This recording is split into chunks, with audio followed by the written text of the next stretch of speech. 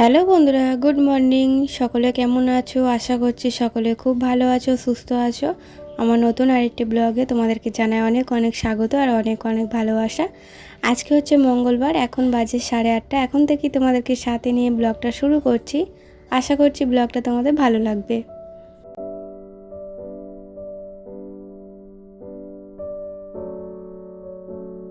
আজকে আর মেয়েকে ঘুম থেকে তোলার জন্য ডাকতে হয় না, তো অন্যদিন তো 8:30 থেকে ডাকতে আরম্ভ করি, 9টায় ঘুম থেকে ওঠে।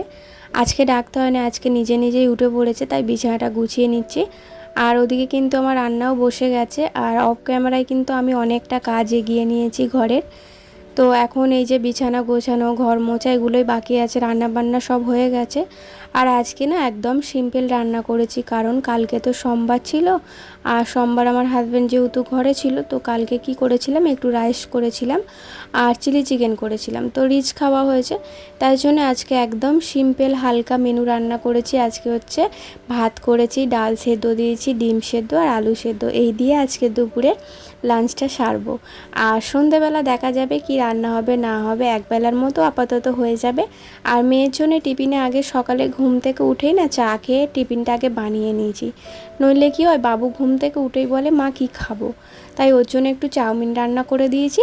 তো আগের দিন তো রাইস করেছিল আর গাজর আর বিম কড়াই আনা হয়েছিল, তো ওই একটু রেখে দিয়েছিলাম। তো ওই দিয়ে আর ডিম দিয়ে চাউমিন রান্না করে দিয়েছি, ও নিয়ে যাবে আর খেয়ে যাবে। আর আমি টিফিনে একটু হালকা খাবারই খাবো, মুড়ি খাবো অল্প করে। তো মেয়ে মানে স্নান করতে গেছে, ওর হলে তারপরে একসঙ্গে খাওয়া দাওয়াটা সারবো।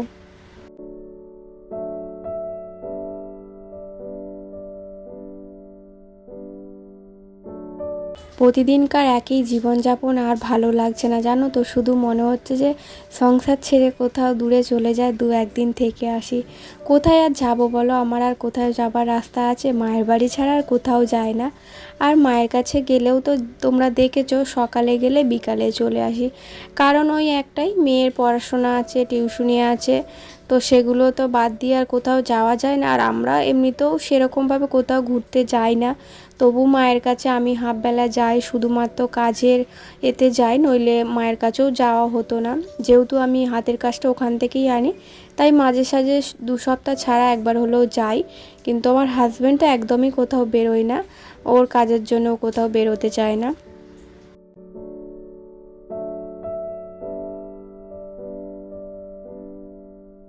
আর এই কদিন না ঘুম থেকে উঠতে আমার অনেকটা বেলাও হয়ে যাচ্ছে, জানো তো। কারণ কি বলো তো, হাজব্যান্ডের ফোনটা না খারাপ হয়ে গেছে, তো ফোনটা সারাতে দিয়েছে আর 1 সপ্তাহ হয়ে গেল, কিন্তু ঠিকঠাকভাবে সারাতে পারছে না। দিচ্ছে, নিয়ে আসছে, 1দিন চলছে, আবার খারাপ হয়ে যাচ্ছে। তো এই মাসে না ফোনটার পেছনে অনেকগুলো বাড়তি টাকা খরচ হয়ে গেছে। তো যাই হোক, ফোনটার জন্য একটু সমস্যা হচ্ছে, তাই জন্য বেলা হচ্ছে। আর এই ফোনটা অ্যালার্ম দেয়, কিন্তু ঠিকঠাকভাবে বুঝতে পারি না। তো যাই হোক, এদিকে হচ্ছে পেঁয়াজ এনেছিল হাজব্যান্ড, আর আমড়া এনেছে আমার জন্যে। তো আমি কদিন ধরে বলছিলাম আমার জন্য একটু আমড়া এনে দেবে, তো বিকালে, বিকালে না, আমাদের তো দুপুরে খেতে খেতে বিকালই হয়ে যায়, বিকালই বলতে পারো। ওই 3:30টার দিক করে ভাত খেয়ে আমড়াটা নুন তারপরে লঙ্কা দিয়ে মাখিয়ে খাবো। আমার না কদিন ধরে খুব খেতে ইচ্ছা করছে, মাঝে সাঝে ইচ্ছা করে। তো তাই বলে এই না যে তেঁতুল মাখা খাবো, এগুলো আবার খেতে পারি না। যা খেয়েছি খেয়েছি, ছোটোবেলায় খেয়েছি, কিন্তু এখন একদমই পারি না ওসব খেতে। তাও মাঝে সাঝে খাই মায়ের কাছে গেলে।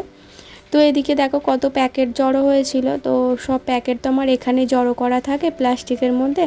তো সেগুলো চারিদিকে ছড়িয়ে ছিটিয়েছিল, তো ওগুলো একটু প্লাস্টিকের মধ্যে তুলে দিলাম, দিয়ে উঠোনটা একটু ঝাড়ু দিয়ে নিচ্ছি। আর বর্ষাকালে তো আমার উঠোনটা খুব শ্যাওলা হয়ে যায়, যেহেতু সব সময় বৃষ্টি হয়, তাই জন্য দেখো উঠোনটা কীরকম সবুজ হয়ে গেছে শ্যাওলাতে।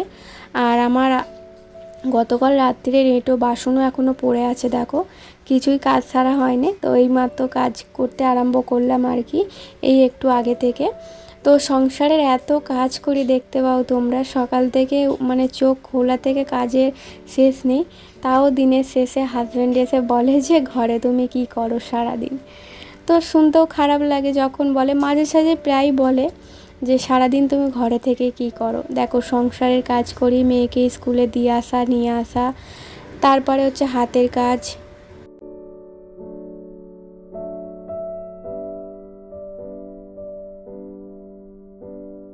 সারাদিন না কাজ করে 5 মিনিট আমি রেস্ট পাই না। রেস্ট কখন পাই বলো তো? সেই একদম সন্ধেবেলা 7, 7:30টার পর। তাও কীরকম রেস্ট পাই, মানে হাতের কাজটা করিনি, তারপরে রান্নাবান্না থাকে, রান্নাবান্না সারতে সারতে 8:30, 9টা বেজে যায়। তারপরে ওই যে 1 ঘন্টা আধ ঘন্টা রেস্ট নিই, তারপরে ওই 10টা বাজলে খাওয়া দাওয়া করে শুয়ে পড়ি।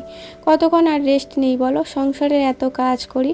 কোনো কোনো ঘরে তো শ্বশুর শাশুড়িরা বলে যে ঘরে থেকে তোমরা কি করো, কিন্তু আমার হাজব্যান্ডও মাঝে মাঝে বলে যে সারাদিন তুমি ঘরে থাকো কি করো। মাঝে সাঝে আর কি কোনো কাজ ধরো হলো না, বলে গেল যে এই কাজটা করে রাখবে, কিন্তু সেই কাজটা হয়তো টাইমের অভাবে কিংবা আমার খেয়াল থাকলো না, করলাম না, তখনই বলে যে ঘরে থেকে তুমি সারাদিন কি করো।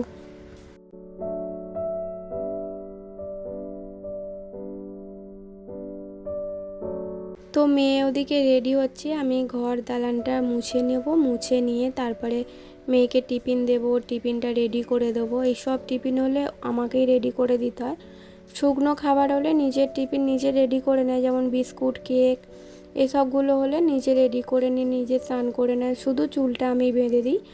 আর এই চাউমিন, এগ রোল এইগুলো হলে না টিফিনটা আমাকে একটু রেডি করে দিতে হয়, কারণ ও পারে না। এখনই তো এতটা বড় হয়ে যায় না যে সব কাজটা নিজে গুছিয়ে নেবে। তো এখন অনেকটা সময় পর টিফিন খেয়ে আর রেডি হয়ে গেছি, স্কুলে দিয়ে আসতে যাব। মেয়ে দেখো গেটের সামনে দাঁড়িয়ে আছে, তো ওকে দিয়ে এসে তারপরে হচ্ছে বাকি কাজটা করব। স্নানটা এখনও বাকি আছে, পুজো বাকি আছে, ওকে দিয়ে এসে তারপরে করব।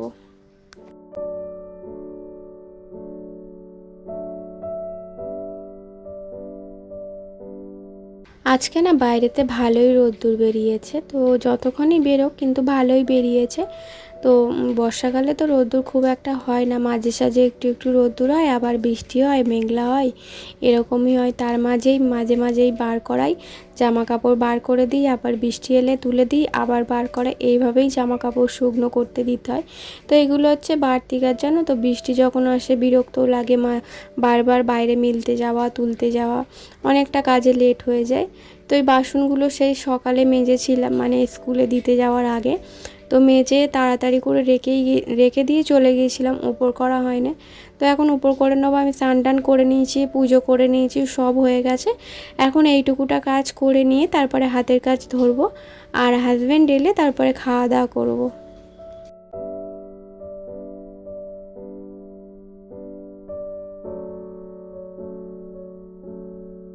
কদিন ধরেই ভাবছি যে পা মোছাগুলো একটু ধুয়ে দেবো সার্ফ দিয়ে, কিন্তু একদমই সেইভাবে রোদ্দুর উঠছে না। আর পা মোছাগুলো খুব মোটা, তো 3-4 দিন না রোদ্দুর লাগলে একদমই শুকনো হবে না। আর এই কদিন তো একদমই রোদ্দুর সেইভাবে বেরোচ্ছে না। আর এখন অনেকটা সময় পর বন্ধুরা দুপুরে খাওয়া দাওয়া হয়ে গেছে, আর দেখো এখন এই যে আমরা মাখাচ্ছি নুন দিয়ে, লঙ্কা দিয়ে। তো আমি লঙ্কাটা একটু বেশি করেই দিচ্ছিলাম, মেয়ে বললো যে আমি খাবো। তো বন্ধুরা চলো আজকের ব্লগটা এই পর্যন্ত, দেখা হবে পরের ব্লগে, টাটা।